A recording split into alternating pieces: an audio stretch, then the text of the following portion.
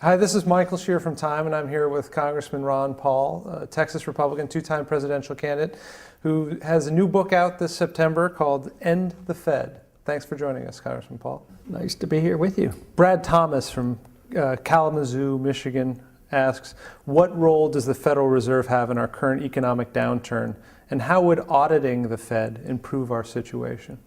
Well, the Federal Reserve is the key element in the formation of financial bubbles. The Federal Reserve is the culprit, and if we could get an audit, we could reveal exactly what they do, because they deal in trillions of dollars of extending loans to special interests, special banks, special corporations. They make deals with other central banks and other governments of the world. So they're a government unto themselves, and they print their own money.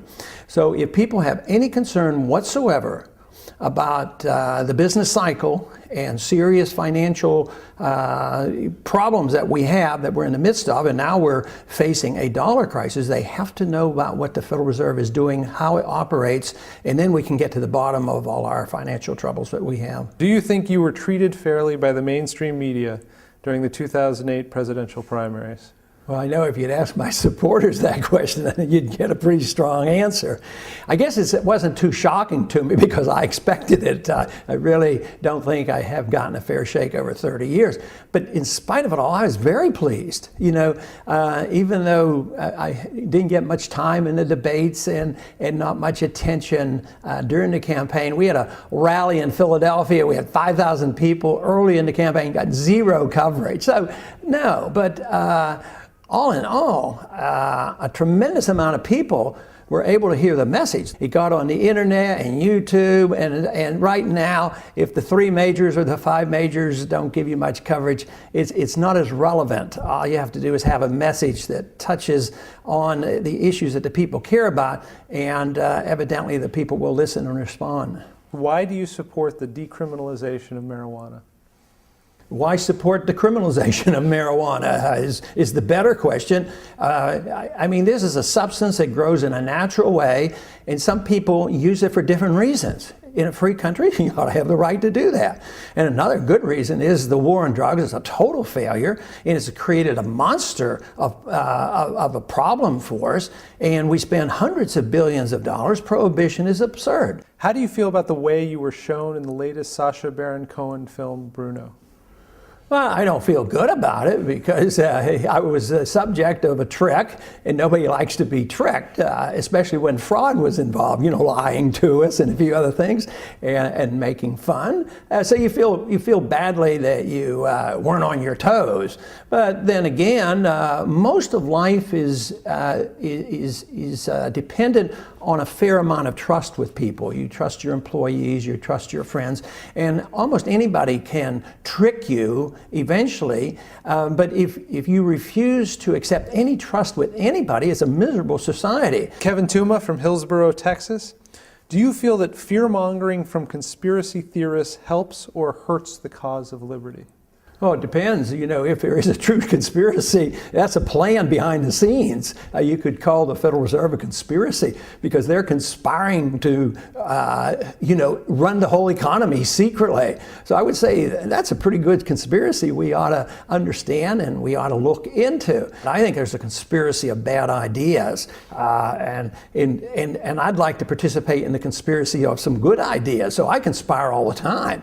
I conspire with my friends on how we're going to move the cause of liberty along. Why do you oppose the income tax?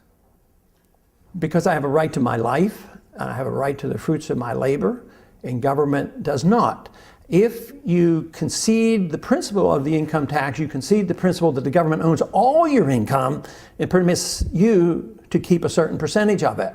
And I believe in natural rights, God-given rights to our life and our liberty. It doesn't come from government. Equivalent to that is the idea of the government owning your life when you become 18. You have to sign up for the potential draft in case they need you to go over and die for some worthless cause.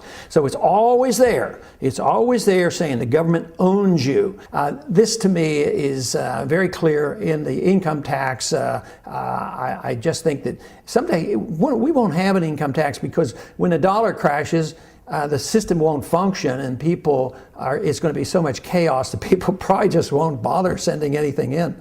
What do you make of President Obama's approach to Iraq and Afghanistan now that he's been in office? Every bit as bad as the last administration, maybe even worse, because he's not getting out of Iraq. That's a pretense. And he's expanding rapidly what's happening in Afghanistan. He's continuing the bombing of Pakistan. He has not changed his attitude about Iran. They're talking about denying any shipments of gasoline to the people of Iran just to further antagonize the situation. What he's doing is a little more dangerous because he has neutralized the anti-war left. The anti-war left has just left. At least Bush was honest. I mean, he was up front, and he believed in preemptive preventive war. But everybody's hopeful that Obama would do differently than he isn't. So he has quieted down the left, and there's a very weak anti-war movement in this country now. And that obviously is something I hope to participate in reviving. And it has to be coming from the old right as well as true progressives who believe that all this warmongering and killing makes no sense whatsoever.